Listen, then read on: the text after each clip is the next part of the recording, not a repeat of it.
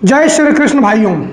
दोस्तों, अभी तक इतिहास चोरों के द्वारा हमारे समुदाय को बदनाम करने के लिए अलग अलग प्रकार के झूठ बोले गए। कभी यादव और अहिर को अलग बताया गया, तो कभी नंद बाबा और वासुदेव के रिश्ते को लेकर झूठ फैलाया गया।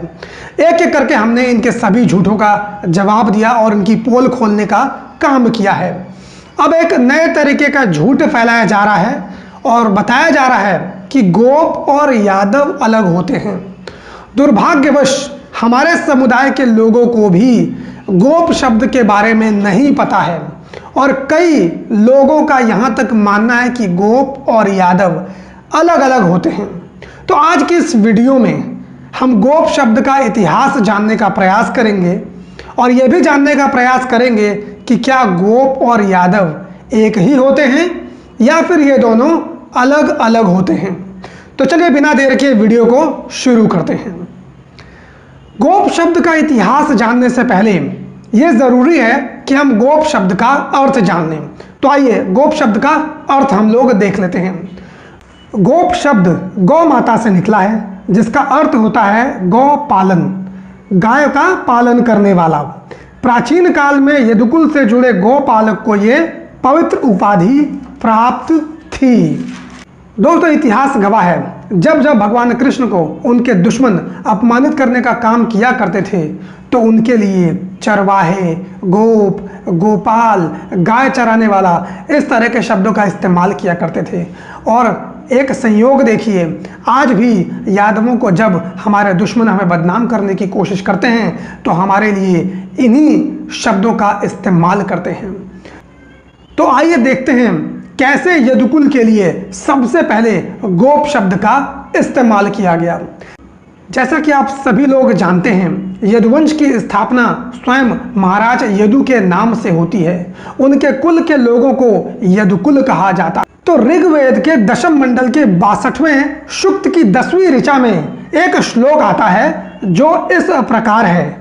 उत दासा परिविषे समदृष्टि गोपरिणसा यदुस्तुर्वश्च च मामहे। अर्थात यदु और तुर्वसु दोनों गायों से घिरे हुए हैं, गोपालन शक्ति के द्वारा सौभाग्यशाली हैं, हम उनका वर्णन करते हैं। तो ऋग्वेद के इस श्लोक से यह बात सिद्ध हो जाती है कि सर्वप्रथम गोप शब्द का इस्तेमाल स्वयं महाराजा यदु के लिए किया गया था, क्योंकि जैसा कि मैंने आपको बताया, गोप का अर्थ होता है गायों का पालन करने वाला।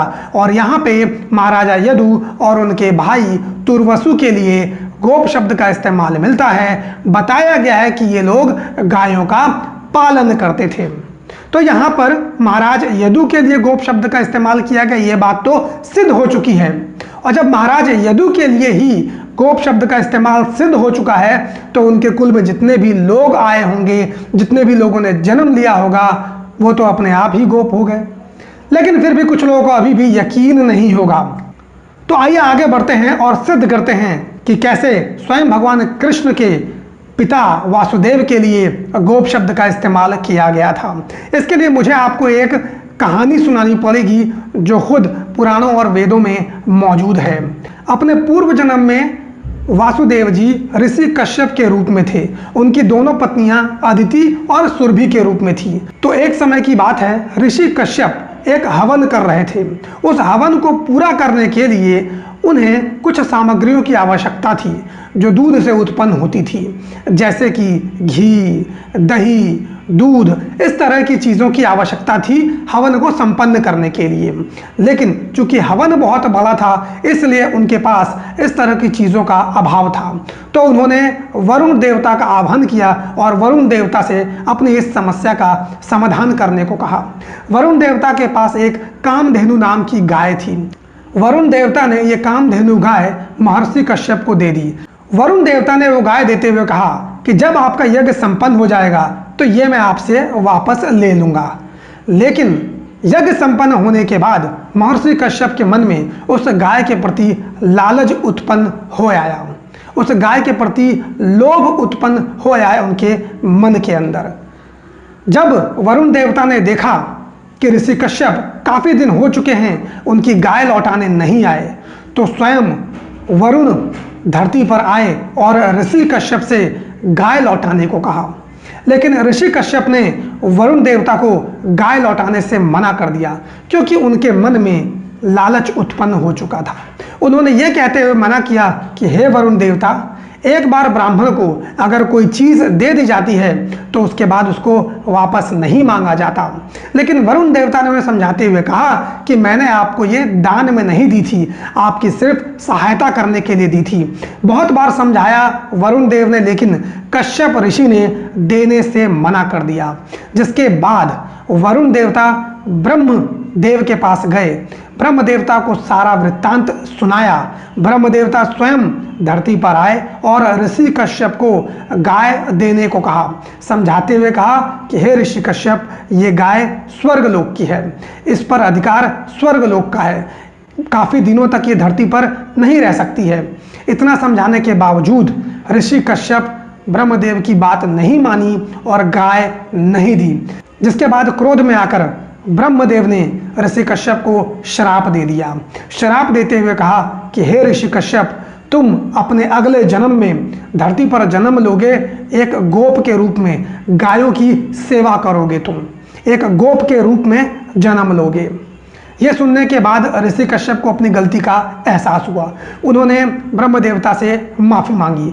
ब्रह्मदेव को भी अपनी गलती का एहसास हुआ कि उन्होंने श्राप क्यों दे दिया, लेकिन ये तो स्वयं भगवान कृष्ण की लीला थी। ब्रह्मदेव ने अपने श्राप में परिवर्तन करते हुए ऋषि कश्यप को कहा, हे ऋषि कश्यप, आपका जन्म यदुकुल में एक गोप के रूप में होगा, स्वयं वासुदेव के रूप में आप जन्म लेंगे। आपकी दोनों बीवियां अदिति और सुरभि स्वयं रोहिणी और देवकी के रूप में जन्म लेंगी और स्वयं भगवान विष्णु आपके पुत्र के रूप में कृष्ण के नाम से प्रसिद्ध होंगे और आपके घर में जन्म लेंगे। इस पूरी कहानी को 2 श्लोक हैं जो सिद्ध करते हैं। वो श्लोक इस प्रकार हैं।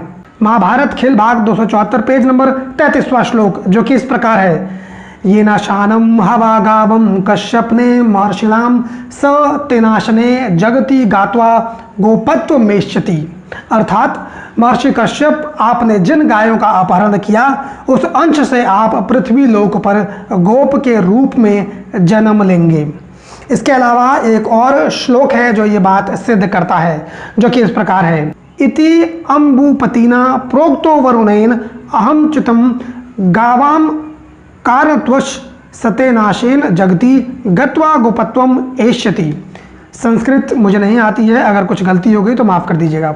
इसका अर्थात यह है कि हे विष्णु, वरुण के द्वारा कश्यप को वज्र में गोप का जन्म धारण करने का श्राप दिया गया है, क्योंकि उन्होंने वरुण की गायों का अपहरण किया है।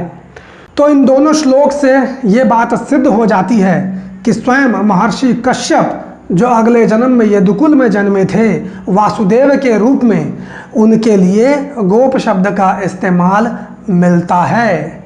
तो अभी तक महाराजा यदु के लिए गोप शब्द का इस्तेमाल सिद्ध हो चुका है, वासुदेव के लिए गोप शब्द का इस्तेमाल सिद्ध हो चुका है। तो जो लोग गोप और यादव को अलग अलग देखते हैं, उनको इसको ज़रूर देखना चाहिए। लेकिन कहानी यहाँ पर अभी ख़त्म नहीं होती है। अब हम ये भी सिद्ध कर देंगे कि स्वयं भगवान कृष्ण के लिए भी गोप शब्द का ही इस्तेमाल किया गया है। लेकिन इसके लिए हमें हरिवंश पुराण के 11वें अध्याय के एक श्लोक को देखना होगा, जो कि इस प्रकार है, गोपयानम य कुरुते जगत सर्वलौककम स कथम गाम गतो देशे विष्णु गोपत्वम आगतो। अर्थात जो प्रभु विष्णु पृथ्वी के समस्त जीवों की रक्षा करने में समर्थ हैं, वहाँ गोप के घर में गोप बनकर आते हैं।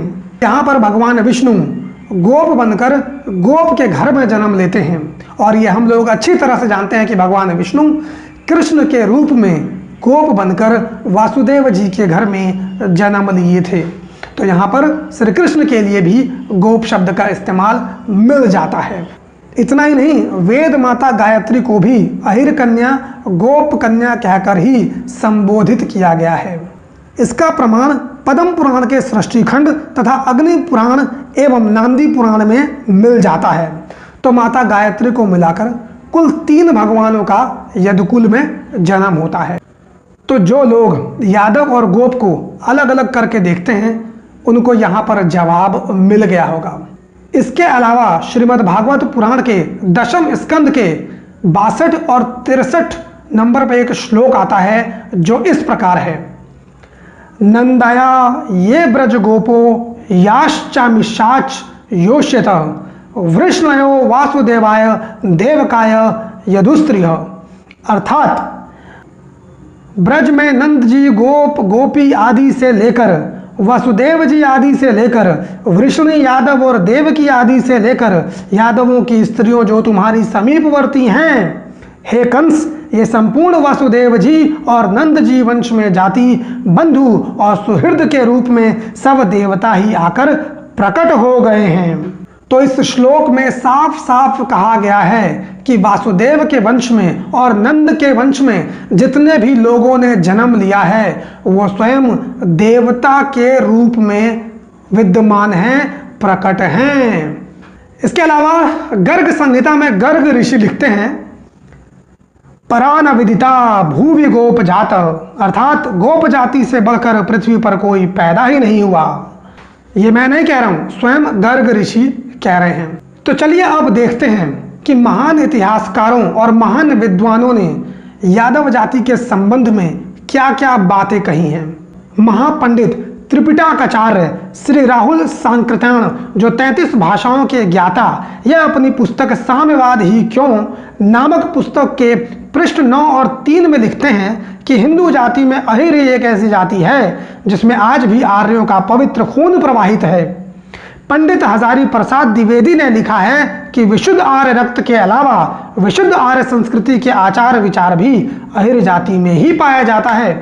प्रसिद्ध इतिहासकार श्री अग्रवाल ने अपनी पुस्तक विशाल भारत में लिखा है कि इस देश की सभ्यता, संस्कृति, धर्म और भाषा सब अहिरों की ही देन है। महान मदन मोहन मालवीय जी ने काशी में हिंदुओं की एक सभा को संबोधित करते हुए कहा था कि पुराणों की माने तो अहिर देवताओं की ही संतान है।